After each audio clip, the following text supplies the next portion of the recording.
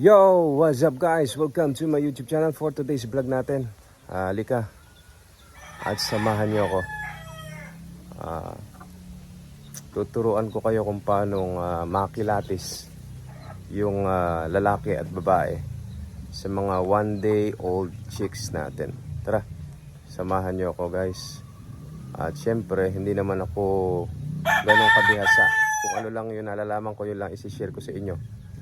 Sa mga veterano na nagmamanok dyan, alam nyo na. So i-share nyo rin sa amin yung inyong mga nalalaman. Pwede nyo i-comment dito sa ating comment box. So tara guys, meron tayong bagong baba na sisiw. Kilatisin natin kung ilan yung babae at lalaki sa kanila. Tara guys.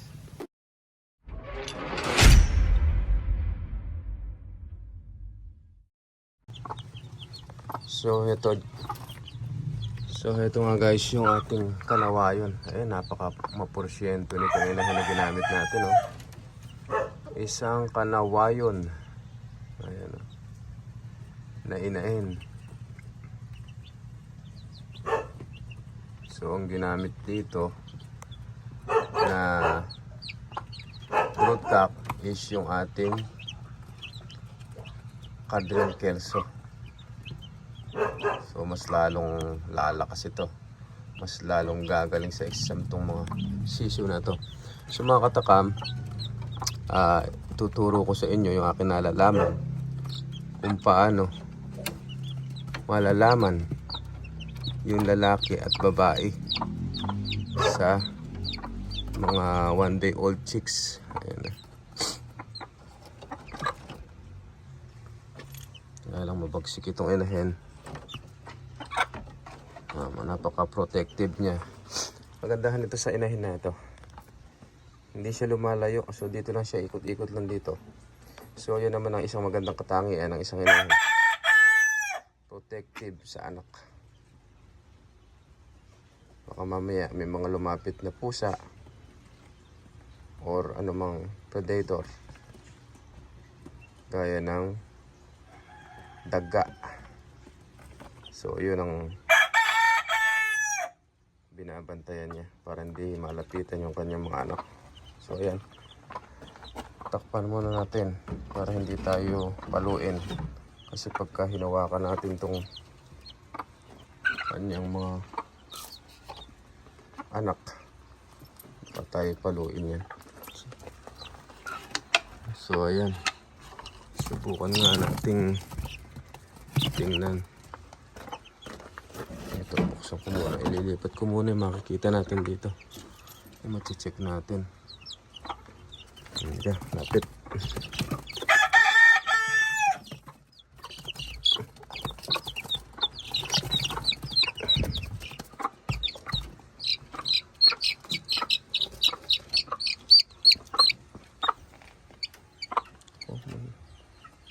Tignan natin ito.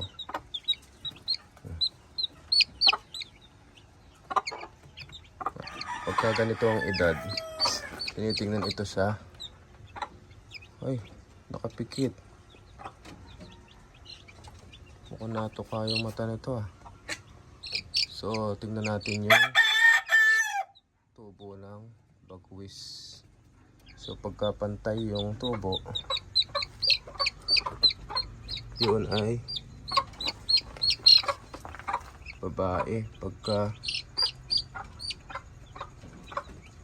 oops. So ito guys, yung primary feather niya ay mas mahaba kaysa dun sa secondary feather. So malamang sa malamang ito lalaki itong sisiw natin ito.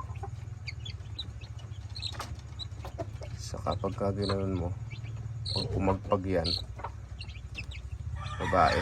Pag hindi pumagpag, lalaki. So ayan, dalawa yung ating pagkilatis. So ito, lalaki to. Lalaki yan. Kuha pa tayo ng iba. Ito, kanawayon ito. Tingnan natin yung kanyang primary feather. So ayan, guys, tingnan nyo. Oh. Ang lalaki po ay mahaba ang primary feather kesa sa secondary feather. So ito, malamang din lalaki. Tapos subukan yung ganyanin. Pagka pinagpag yung pakpak niya, babae. Pagka hindi, lalaki to. So ayan, lalaki, dalawa. Dali na. Tignan natin kung siyam na ito, kung ilan ang lalaki natin.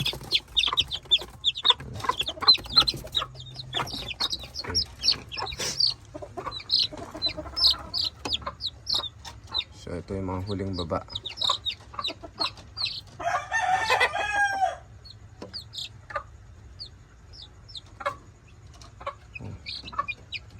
Hindi pa natin masyado makita. Pero ganun din. Mahaba yung primary kasi secondary. Tapos subukan yung ganyanin.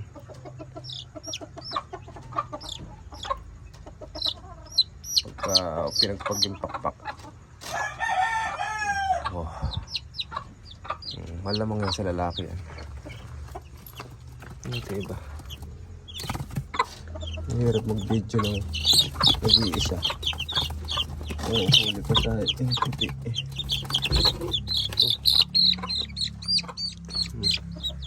Ito, pang-apat. Ito, kanawayon din, oh. Ganda. So ito, kitang-kita na. Nagiging green na yung paa. Sana lang lalaki ito. Uy, magandang senyales. Yung kanyang primary feather ay mahahaba kaysa sa secondary feather. Ayan, oh. So ayan, mga katakam, mga kanokis, yan ang titingnan nyo. So ito, malamang. Tapos subukan nyo yung ganito. Hindi rin pumapagpag. So apat. So dyan sa apat na yan, malamang ang lalaki dyan. So meron pa tayong 5. Ano siya? Saka. Ito yung pang 5. Tingnan natin. Hindi pa tumutubo yung kanyang pakpak.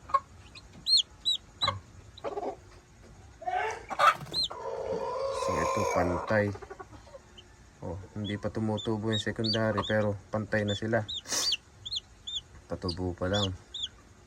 So pantay. So ito babae ito.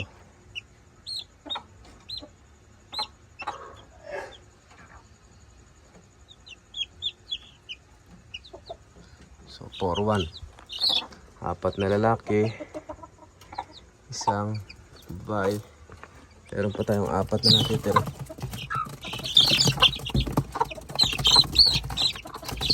So yan, araw-araw pinapalitan ng satin para na sa ganun yung dumi nila ay nalilinis. So ito, isang magandang kanawayon din, oh. Ayan, kulay green na rin yung paa niya. So tingin ng iyong pakpak bebe. Yung pakpak bebe loves. Oh, ganda. Primary, mas mahaba kaysa dito sa gawing dulo. Oh, yung secondary feathers niya, mas mahaba. Nakita niyo ba yung diferensya? Primary, secondary, maiksi na yun. Ito. So ito, malamang sa malamang ay lalaki rin. So, ang bilang na natin sa nakikita nating lalaki, ito ay hindi pa naman 100% sure. Pero malamang sa malamang. So, ang bilang natin ay 5 na ang lalaki. Sana nga, hindi tayo magkamali. 5 lalaki, isang babae, 2, 4, 6, 6. Meron pa tayong 3 dito.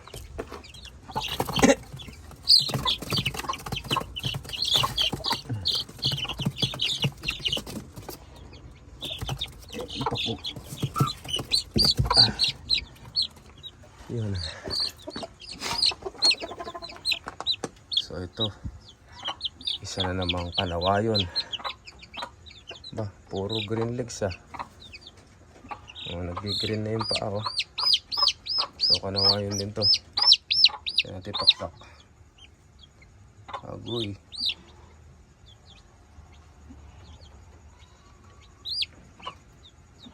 Ito, halos pantay.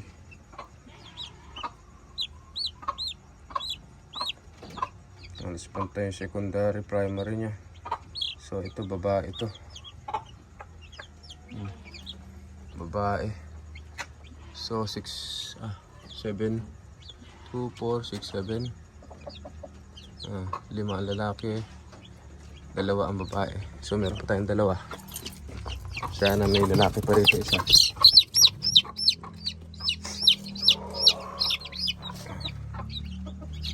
Ito. Uy. Ito. Primary, secondary. Ayan, malayo yung diferensya. So ito, lalaki.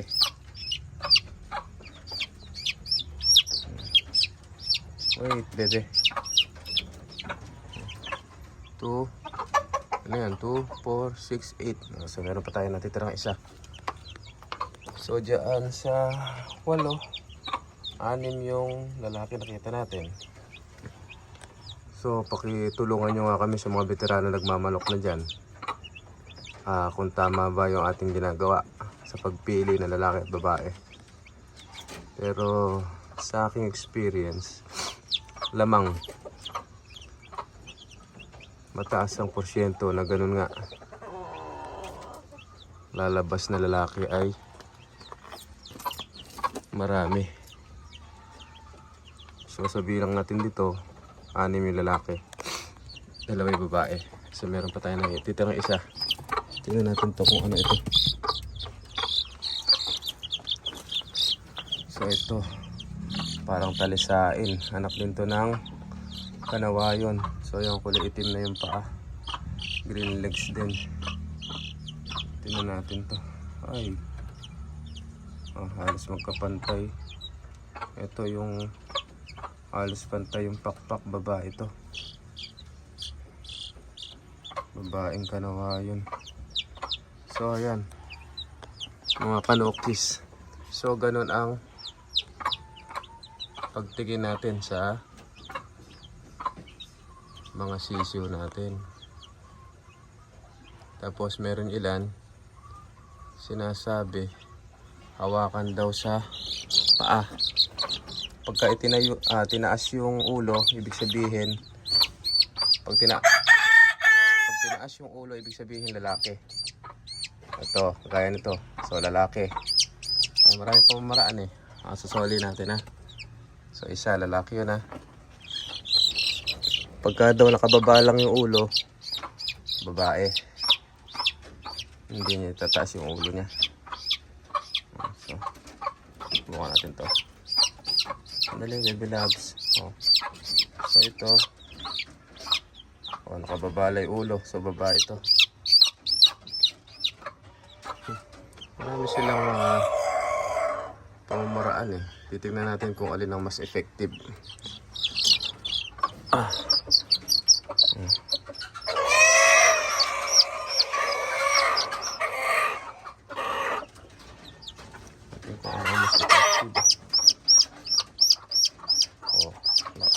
Ayaw itaas yung ulo niya. So ano to? Babae.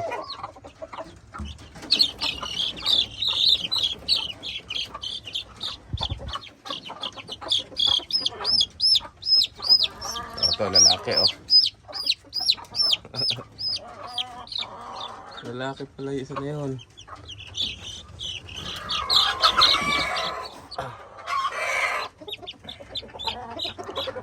Ito. Natin ito. Ano baby loves? Ay.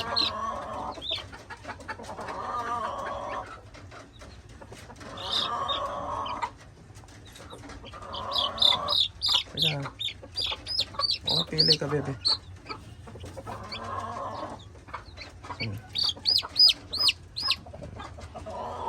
Bye.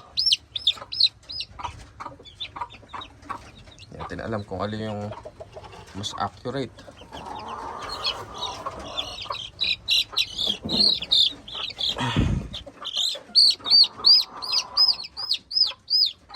Ito, tinataas eh. So, ito daw lalaki, pagka ganun, tinataas yung ulo.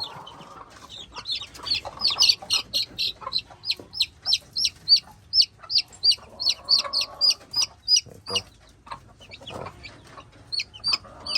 Babae. Dalawa na lang. Ayan, ito. Oh, babae rin. Last. Ay, gano'n. Ito isa. Ala, babae din.